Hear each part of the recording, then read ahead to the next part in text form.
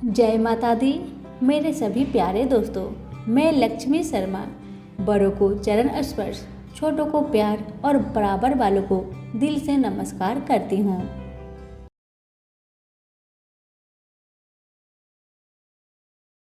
आज शुक्रवार के दिन मैं आप सभी को सुनाऊंगी वैभव लक्ष्मी व्रत कथा। ये कथा है बिना दहेज की शादी। कथा बहुत सुंदर है, अंत तक जरूर सुने और दूसरों को भी शेयर करें। मनोहर एक प्राइवेट फर्म में साधारण पद पर कार्य करता था। जितना वेतन मिलता था उसमें घर खर्च मुश्किल से ही पूरा हो पाता था। यही कारण था कि वह धन का यथोचित संग्रह नहीं कर पाया। उसने इतना अवश्य किया था कि अपनी लड़की रचना को अच्छी शिक्षा दिलाने में लापरवाही नहीं बरती थी। रंजना जितनी खूबसूरत थी उतनी ही गुणवान व बुद्धिमान थी। समय के साथ साथ उसने यौवन की दहलीज पर कदम रखा। एक दिन मनोहर की पत्नी माधवी ने कहा, सुनो जी, लड़की अब सयानी हो गई है, इसके बारे में कुछ सोचा है आपने? मनोहर ने कहा, तुम चिंता क्यों करती हो? भाग्यवान, हमारी बिटिया में क्या कमी है? वह सुंदर है, गुणवान है, बुद्धिमान है। इसका हाथ मांगने के लिए तो लड़के वाले की लाइन लग जाएगी, तुम देखती रहना। लेकिन माँ तो माँ ही होती है। उसे बदलते समय का अनुभव भी था। वह जानती थी कि दहेज की समस्या के दिन प्रतिदिन बढ़ती ही जा रही है और दहेज ना देने पर तरह तरह के घटने वाली दुर्घटनाओं से भी वह परिचित थी। समय का चक्र निर्वाध गति से चलता रहा। रंजना ने शिक्षा भी पूरी कर ली। उसने बीए प्रथम श्रेणी से पास करके घर में खुशियां ला दी थी।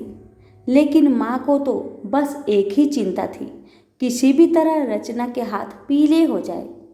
पिछले कुछ दिनों में मनोहर को भी रंजना की शादी की चिंता सताने लगी थी और वह योग वर की तलाश में जुट गया था।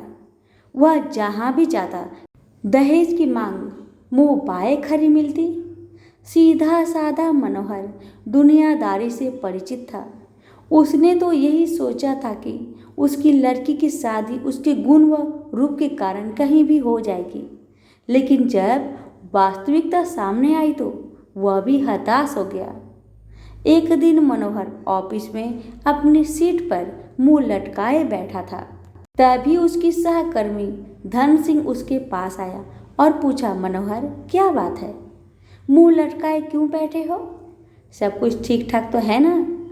मनोहर ने अपनी सारी समस्या उसके सामने रखी तो वह बोला, आजकल माँ वैभव लक्ष्मी के काफी चमत्कार सुनने में आ रहे हैं। चारों तरफ उन्हीं की जय जयकार हो रही है। सुना है माँ वैभव लक्ष्मी हर समस्या का समाधान चुटकियों में ही कर देती है। मेरा तो कहना है कि तुम भी उनकी शरण में चले जाओ। बिटिया के लिए योग वर खुद ब खुद तुम्हारे द्वार पर आ जाएगा। धन सिंह की बातों से मनोहर का विवेक जाग उठा और उसने पत्नी सहित माँ वैभव लक्ष्मी के 21 शुक्रवार तक व्रत रखने का संकल्प लिया। व्रत के दिन पति पत्नी माँ का ही गुणगान करते रहे और शाम को पूजन कर भोजन करते हैं। इस तरह जब 7वें शुक्रवार का व्रत था, उसी दिन उसकी फर्म का मालिक सेठ दीनदयाल उसके घर पहुंचा। उन्हें देखकर पहले तो मनोहर चौंका, फिर आओ भगत में जुट गया। सेठ दीनदयाल ने मनोहर से कहा, मनोहर बुरा न मानना, तो मैं एक बात कहूँ? मनोहर ने कहा, आप भी कैसी बातें करते हैं सेठ जी, आप तो बस आदेश करें। सेठ दीनदयाल ने कहा, तुम्हारी बेटी रचना मुझे और मेरे लड़के राजेश को बहुत पसंद है। मैं चाहता हूँ कि इन दोनों की शादी कर दी जाए। तुम्हें कोई आपत्ति हो तो मुझे कहो। मनोहर को कानों से सुने शब्द पर विश्वास नहीं हुआ। अपनी प्रसन्नता को मन में दबाते हुए बोला, सेठ जी, कहाँ आप राजा भोज के सामान और कहाँ मैं गंगू तेली जैसा। आपके सामने मेरी हैसियत ही क्या है? सेठ दीनदयाल ने उसकी बात को भांपते हुए कहा, मनोहर, तुम किसी प्रकार की चिंता मत करना, यह शादी दहेज के बिना होगी। बस मुझे तो रचना जैसी गुणवान लड़की ही चाहिए। मनोहर और उसकी पत्नी माधवी ने इसे माँ का ही चमत्कार माना और एक दूसरे की तरफ देखते हुए स्वीकृति दे दी। फिर रचना की शादी बड़े धूमधाम से हुई, जिसे देखकर सभी दंग रह गए। शादी के बाद मनोहर और उसकी पत्नी 21 शुक्रवार व्रत पूरे किए। व्रत के अंतिम दिनों दोनों ने 21 कन्याओं को भोजन कराया तथा माँ वैभव लक्ष्मी का विधिवत पूजन कर व्रत कथा की 21 पुस्तकें माँ के श्रद्धालु भक्तों में बांटी। माँ की कृपा से मनोहर माधवी सुखपूर्वक रहने लगे। इधर 9 माह बाद रचना को पुत्र रत्न की प्राप्ति हुई। ये सब माँ के चमत्कार की बदौलत ही संभव हो पाया था। तो सभी मिलकर बोलिए, माँ वैभव लक्ष्मी की जय। कथा अच्छी लगे तो दूसरों को शेयर अवश्य करें। कथा। किसी गांव में अनेक लोग रहा करते थे और सभी अपने अपने कामों में मग्न रहते थे। किसी को किसी का चिंता फिक्र परवाह था ही नहीं, सब अपने से ही मतलब रखते थे। इसी कारण से भजन कीर्तन, भक्ति भाव, दया माया, परोपकार जैसे संस्कार कम हो गए। उस गांव में बुराइयां बढ़ गई थी। शराब, जुआ, रेस, व्यभिचार, चोरी डकैती वगैरह बहुत गुना शहर में होता रहता था। इसके बावजूद उस गांव में कुछ अच्छे लोग भी रहा करते थे। ऐसे ही लोगों में शीला और उनके पति की गृहस्थी मानी जाती थी। शीला बहुत धार्मिक प्रवृत्ति की थी और उसका स्वभाव संतोषी था। उनका पति भी विवेकी और सुशील था। शीला और उसका पति कभी किसी की बुराई नहीं किया करते थे और प्रभु भजन में अच्छी तरह समय व्यतीत करते थे। शहर के लोग उनकी गृहस्थी की सराहना करते थे। देखते ही देखते दिन बीतने लगा, समय बदल गया। शीला का पति बूढ़े लोगों से दोस्ती कर बैठा। अब होना क्या था वो तो हम सभी जानते हैं। अच्छे संगति का असर हमेशा अच्छा ही होता है, बुरा संगति का असर हमेशा बुरा ही होता है। इसलिए हमें हमेशा अच्छे संगति से संगत रखना चाहिए, बुरे से नहीं। अब जब शीला का पति बूढ़े लोगों से दोस्ती कर बैठा, अब वह जल्द से जल्द करोड़पति बनने का ख्वाब देखने लगा। इसलिए वह गलत रास्ते पर चल पड़ा। फलस्वरूप वह रोडपति बन गया। कहा जाता है ना, लालच बुरी बला है, इसलिए लालच नहीं करना चाहिए। अपना ईमानदारी और मेहनत से आगे बढ़ना चाहिए। अब जब शीला का पति रोडपति बन गया, यानी रास्ते पर भटकते भिखारी जैसी उसकी हालत हो गई थी। शराब, जुआ, रेस, चरस, गांजा वगैरह बुरी आदतों में शीला का पति भी फंस चुका था। दोस्तों के साथ उसे भी शराब की आदत बुरी तरह लग गई थी। इस प्रकार उसने अपना सब कुछ रेस जुए में गंवा दिया। अब तो शीला अपने पति के बर्ताव से बहुत दुखी रहने लगी, किंतु उसे भगवान पर भरोसा था कि सब कुछ ठीक हो जाएगा। यही सोचकर वह अपने पति के बुरे बर्ताव को सहने लगी। शीला अपना अधिकांश समय प्रभु की भक्ति में बिताने लगी। अचानक एक दिन दोपहर को उनके द्वार पर किसी ने दस्तक दिया। शीला ने द्वार खोलकर देखा कि एक माजी खड़ी थी। उनके चेहरे पर अलौकिक तेज निखर रहा था। उनकी आंखों में से मानो अमृत की वर्षा हो रहा था। उनका भव्य चेहरा करुणा और प्यार से छलक रहा था। उनको देखते ही शीला के मन में अपार शांति छा गई, सारी चिंता मिट गई। शीला के रोम रोम में आनंद छा गया। शीला उस माजी को आदर के साथ अपने घर ले आई।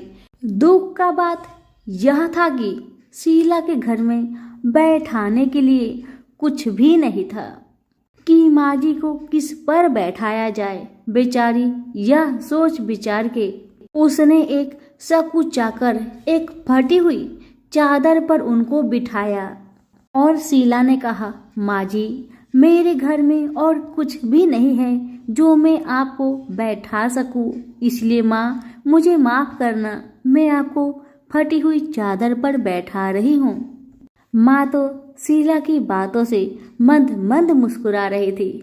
माँ तो शीला की हर कहानी को जानती थी कि उसका पति उसके साथ कैसा व्यवहार कर रहा है, बेचारी कितने दुख में है। शीला के बातें सुन माँ जी प्रेम भरी शब्दों से बोली, शीला, क्यों मुझे तुमने पहचाना नहीं? हर शुक्रवार को लक्ष्मी जी के मंदिर में भजन कीर्तन के समय मैं ही तो वहां आती हूँ। इसके बावजूद शीला कुछ नहीं समझ पा रही थी। फिर माँ जी ने कहा, तुम बहुत दिनों से मंदिर नहीं आ रही हो, अतः मैंने सोचा चलो मैं ही देख लेती हूँ। माँ जी के अति प्रेम भरे शब्दों से शीला का हृदय पिघल गया। उसकी आंखों में आंसू आ गए और वह बिलख बिलख कर जोर जोर से रोने लगी। शीला को रोते देखकर माँ जी ने कहा, बेटी, सुख और दुख तो धूप और छांव जैसे होते हैं, धैर्य रखो बेटी, धैर्य रखो। और तुझे क्या परेशानी है, मुझे सारी परेशानी बता दे। माँ जी के व्यवहार से शीला को काफी संबल मिला और सुख की आस में उसने माँ जी को अपनी सारी दुख की कहानी सुना दी। कहानी सुनकर माँ जी ने कहा, कर्म की गति न्यारी होती है, हर इंसान को अपने कर्म भुगतने ही पड़ते हैं, इसलिए बेटी तू चिंता मत कर, अब तू कर्म भुगत चुकी है, अब तुम्हारे सुख के दिन अवश्य आएगी। तू माँ लक्ष्मी जी की भक्त है।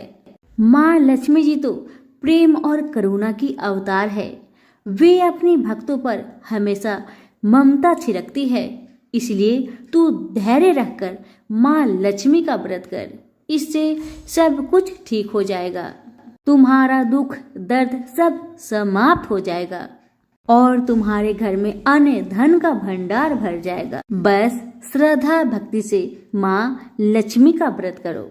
माँ जी की बात सुन शीला पूछने लगी, माँ, व्रत की विधि तो मुझे पता नहीं। तब माँ जी ने उसे व्रत की सारी विधि भी बताई। माँ जी ने कहा, बेटी, माँ लक्ष्मी जी का व्रत बहुत सरल है, उसे वर लक्ष्मी व्रत या वैभव लक्ष्मी व्रत कहा जाता है। यह व्रत करने वाले की सब मनोकामना पूरी होती है, वह सुख संपत्ति और यश प्राप्त करता है। शीला यह सब सुनकर आनंदित हो उठी। शीला ने संकल्प करके आंखें खोली तो सामने कोई नहीं था। वह विस्मित हो गई कि माँ जी कहाँ गई, अभी तो माँ जी मेरे सामने खड़ी थी। शीला को तत्काल यह समझने में देर नहीं लगी कि माँ जी कोई और नहीं, साक्षात माँ लक्ष्मी ही थी। दूसरे दिन शुक्रवार था। सवेरे स्नान करके स्वच्छ कपड़े पहनकर शीला ने माँ जी द्वारा बताई विधि से पूरे मन से श्रद्धा भक्ति से व्रत किया और आखिर में प्रसाद वितरण हुआ। यह प्रसाद पहले पति को खिलाया। प्रसाद खाते ही पति के स्वभाव में फर्क पड़ गया। माँ लक्ष्मी की कृपा से उसका पति जिस दिन प्रसाद खाया उस दिन अपनी पत्नी को मारा पीटा नहीं, सताया भी नहीं। शीला को बहुत अच्छा लगा। शीला के मन में तो अब पहले से भी ज्यादा वैभव लक्ष्मी व्रत के लिए श्रद्धा बढ़ गई। शीला ने पूर्ण श्रद्धा भक्ति के साथ 21 शुक्रवार तक वैभव लक्ष्मी व्रत किया। 21वें शुक्रवार को माँ जी के कहे मुताबिक उद्धापन विधि करके 7 स्त्रियों को वैभव लक्ष्मी व्रत की 7 पुस्तक उपहार में दी। फिर माता जी के धन लक्ष्मी स्वरूप की छवि को बंधन करके भाव से मन ही मन प्रार्थना करने लगी।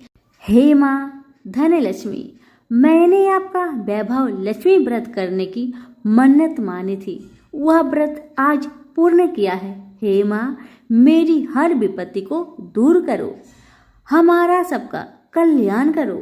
जिसे संतान ना हो माँ, उसे संतान देना। सौभाग्यवती स्त्री का सौभाग्य को माँ अखंड रखना। कुंवारी लड़कियों को मन भावन पति देना। जो आपका यह चमत्कारी वैभव लक्ष्मी व्रत करे, उनकी सब विपत्ति को दूर करना, सभी को सुखी रखना। हे माँ, आपकी महिमा अपार है। ऐसा बोलकर लक्ष्मी जी के धन लक्ष्मी स्वरूप की छवि को प्रणाम किया। व्रत के प्रभाव से शीला का पति अच्छा इंसान बन गया और अब शीला का पति मेहनत करके व्यवसाय करने लगा। उसने तुरंत शीला की गिरवी रखे गहने छुड़ा लिए। घर में धन की बाढ़ सी आ गई। घर में पहले जैसी सुख शांति छा गई।